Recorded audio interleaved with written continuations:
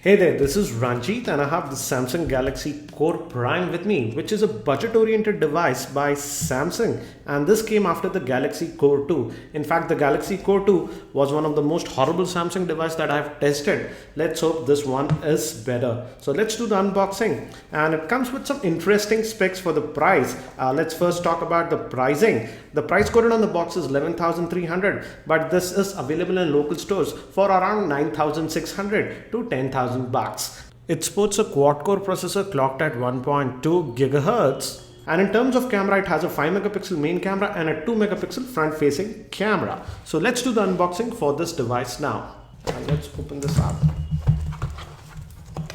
We have the handset, but let's first look at the other accessories that we get. We have the warranty card, etc. We also get a headset which is YS type.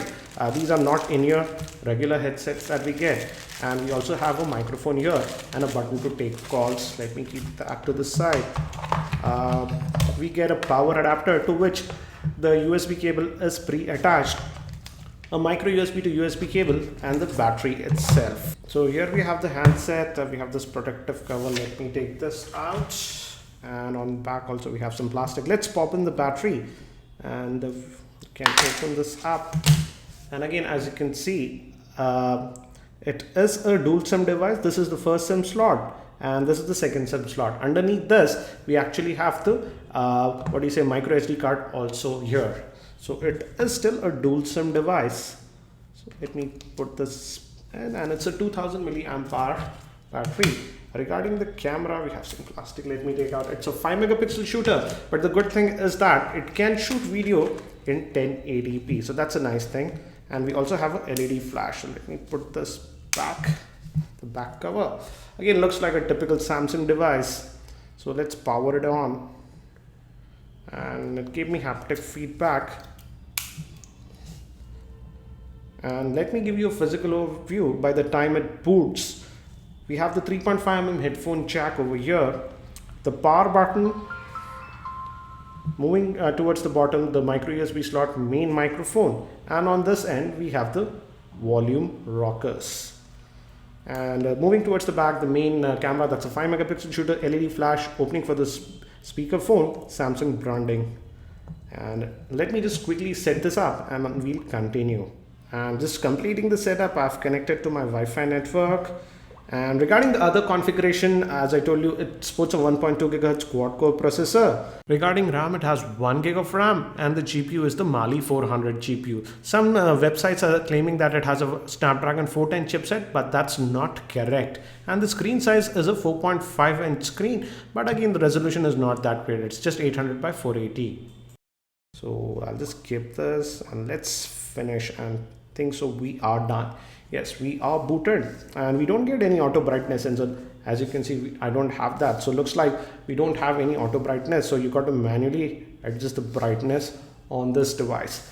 Let's quickly actually look at the Android version that we get. Let's go to the settings, and if we go to about the device, it comes with the Android version 4.4.4, which is KitKat, so that's a nice thing in my opinion.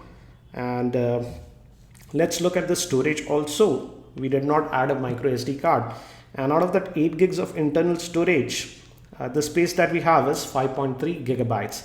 We can also add a micro SD card to this device, so it looks decent, I would say. And in fact, we also have the ultra power saving mode on this, so that's nice to see. Let's look at what else is pre-installed. We have a Google folder, and these are Samsung specific apps that we have. Galaxy app and Chrome browser is installed. Also we have radio, so radio will work on this device.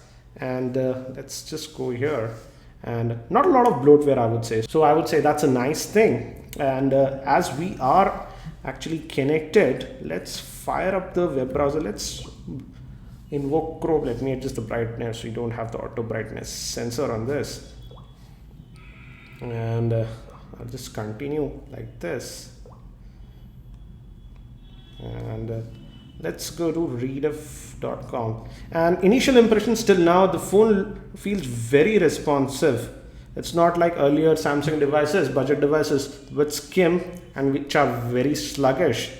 So as you can see, it loaded it very quickly. But again, this is the mobile variant.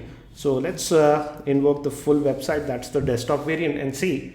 Again, it loaded this one also pretty fast in my opinion. Let's try the pinch to zoom gesture. Pinch to zoom feels okay, but again, I feel it's not very responsive in my opinion. So let's just open up one more page and see.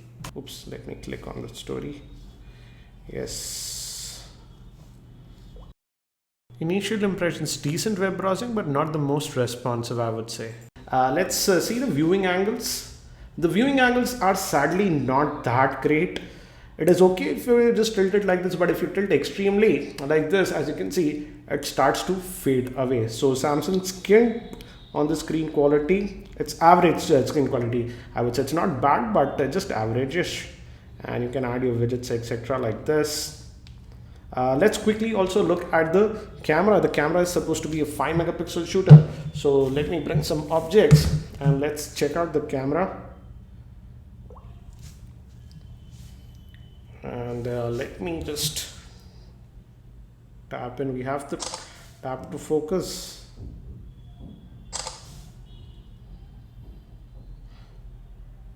And it's a 5 megapixel shooter. So let's see the pictures.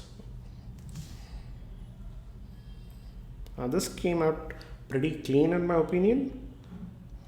But why is it not? Yeah. Let's zoom in. This also came decent. I'll test the camera a lot more. The front facing camera is actually a 2 megapixel shooter.